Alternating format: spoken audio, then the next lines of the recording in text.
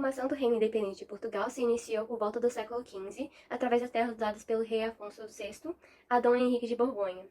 Para entender melhor essa história, precisamos começar com a invasão da Península Ibérica, que aconteceu por volta do século VIII, quando os muçulmanos liderados por Tariq invadiram o território que hoje pertence à Espanha e a Portugal. As pessoas que habitavam nessa região se refugiaram ao norte do território. As terras ficaram no domínio dos mouros por quase 8 séculos. Mouros são como ficaram conhecidos os povos instalados na Península Ibérica, a maioria sendo árabe. A Guerra da Reconquista foi a retomada dos territórios conquistados pelos mouros na Península Ibérica pelos cristãos, com cunho militar e religioso. Apesar de considerarem que a guerra aconteceu no século XV, é possível afirmar que ela ocorreu em uma série de batalhas desde o século VIII.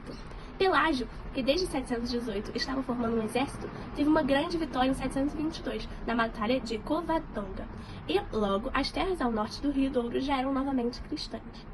A reconquista da península passou a ser considerada uma missão sagrada, tendo os reinos ibéricos retomado cerca de metade dos territórios muçulmanos em pouco tempo. Em 1147, Portugal reconquista a cidade de Lisboa, abrindo caminho para o repovoamento da região e consolidando a dinastia de Borgonha, que governou o primeiro Estado Nacional Europeu, consolidando o processo de reconquista no século XV, através das campanhas militares patrocinadas pelos reis Fernando de Aragão e Isabel Castela, causando a expulsão completa dos invasores muçulmanos em 1492. Com a Guerra da Reconquista, alguns reinos se juntaram e outros se separaram, o que não permitia mais o domínio total árabe da Península Ibérica, que foi dividida entre os reinos de Castela, Leão, Aragão e Navarra. O condado portucalense foi dado por Dom Afonso VI, rei de Leão, a Dona Teresa de Leão, sua filha, e a Dom Henrique de Borgonha, seu marido. Dom Henrique queria que sua terra fosse independente dos reinos de Castela e de Leão, mas nunca conseguiu. Em 1112, quando Dom Henrique morreu, seu filho Dom Afonso Henrique ainda era muito jovem para governar, então Dona Teresa governou até que seu filho tivesse idade suficiente para assumir o poder. Dom Afonso Henrique lutou pela autonomia política do condado portucalense e assim se formou a primeira dinastia monárquica portuguesa. O território do condado portucalense englobava as serras de Portugal, Coimbra, Santarém e Flanco-Sul. Afonso I Henrique foi proclamado rei de Portugal em 1139. Ele ficou conhecido por ser o primeiro rei de Portugal e também por ser filho de Henrique de Borgonha. Vou colocar uma árvore genealógica aí na tela para vocês entenderem melhor e explicar a história lá do início. Henrique de Borgonha se casou com a filha ilegítima de Afonso VI, Dona Teresa, que passou a governar o condado no ano da morte de seu marido, 1112. Ela governou até a maioridade de seu filho, quando se recusou a lhe passar o cetro.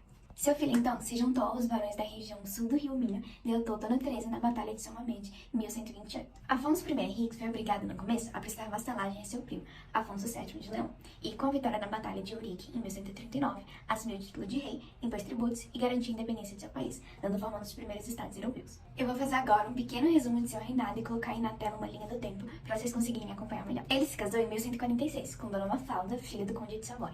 Em 1147, conquistou a cidade de Lisboa, a proclamou capital do seu reino e ampliou suas fronteiras para além de Deus, anexando em 1162 Beja e em 1165 Évora. O reino sofreu ataque em Badajoz durante o ano de 1169. Em 1184, Afonso I os derrotou ao lado de seu filho. Em 1185, Afonso I acabou falecendo. A Ordem dos Templários é uma ordem de cavalaria formada em 1128, durante a Primeira Cruzada, por Hugo Payens e Geoffrey de Saint-Omer, que tinham o intuito de proteger os peregrinos quando eles estavam indo para Jerusalém lutar pela Terra Santa. Agora eu vou colocar um slide para ajudar vocês a entenderem um pouco melhor da história. Nesse slide a gente pode ver muitos símbolos dos templários, mas o principal deles é a cruz vermelha, e esses cavaleiros tinham 3 votos. O voto de pobreza, que não era necessariamente que eles tinham que ser pobres, mas que eles só podiam ter que eles pudessem levar para as batalhas. Tem também o voto de castidade, que é que eles tinham que fazer tudo por Deus, qualquer coisa, e tem o voto de obediência, que é obedecer o Papa, que era a única pessoa que podia mandar neles. Em 1291, durante uma batalha, a Ordem dos Templários perdeu Jerusalém, que foi reconquistada pelos muçulmanos, e depois disso, a Ordem dos Templários começou a não ter mais razão de existir, porque eles perderam uma batalha que era o intuito da Ordem, né, de vencer. Mas eles continuaram juntos. Então, depois disso, o rei Filipe IV, que tinha muitas dívidas com os Templários, mandou o Papa Clemente V dar um jeito de extinguir a Ordem dos Templários. Então o Papa começou a mandar as pessoas capturarem os cavaleiros templários, mandou fazer qualquer coisa com eles, mas não deixar a ordem existindo. E aí depois sobraram muito poucos cavaleiros templários e a ordem deixou de existir. Dom Diniz, sexto rei de Portugal, também conhecido como Rei Trovador ou Rei Lavrador, era um rei, mas não era guerreiro. Embora tenha se envolvido na guerra com Castela em 1295 e desistido dela em troca das vilas de Serpa e Moura, em 1297 firmou a paz com Castela, definindo as fronteiras atuais entre os dois países ibéricos. Durante seu reinado, Dom Diniz distribuiu terras aos colonos para fortalecer a agricultura e o comércio, com o aumento da extração do metal, a proteção das feiras e a reorganização da marinha. Beneficiou a literatura e mandou traduzir livros, tanto latinos quanto árabes, inclusive a geografia de Razes. E também fundou a primeira universidade do país, que funcionou em Lisboa e Coimbra. Continuou no poder até sua morte em Santarém e está sepultado no convento de São Diniz, em Odivelas. A crise dinástica de Portugal foi até 1385. Nessa época, o rei de Castela conseguiu o apoio francês, enquanto a burguesia portuguesa conquistava o apoio dos ingleses. Em 1384, Lisboa continuou cercada pelas tropas de João I de Castela durante 3 meses. Isso foi extremamente importante para a história de Portugal, pois inaugurou uma dinastia que estabilizou a sucessão dinástica do país durante 2 séculos seguidos.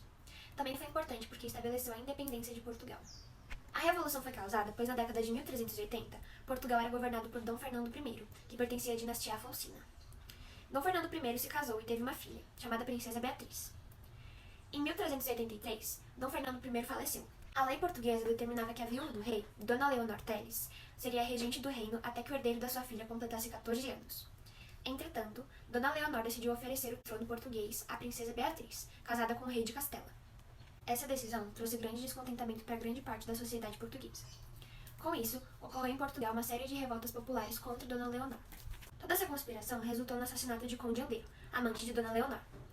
Após a morte de Conde Andeiro, João de Avis tornou-se líder da defesa de Portugal contra a regente Dona Leonor e contra o rei de Castela.